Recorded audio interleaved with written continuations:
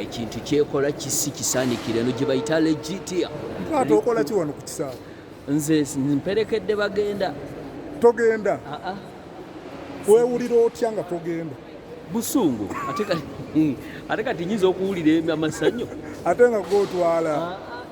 Nange saagala nnyonyi wadde n'akagivaako naye ennyonyi tokooweka eringa kufa. Tukuteeke mu helikopita?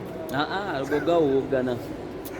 Kale mubaka ki bogamba abagenda? Just mbagamba basevinga akasente tebatuuke ne batandika okwejjalabya kukwana kugenda mu bibaala. Akasente kaabwe bagenze kukola kufuna kapito baddeeka batandike nabo okutandikawo bizinesi ezaabwe nga bakoleraga naye nga nebaza Legit Recruitment Consultant Limited. Bano bebeegulidde erinnya banoonyeko ku TikTok kwe bali tuli mutundwe okuliraana Kampala University. This is Kojampata.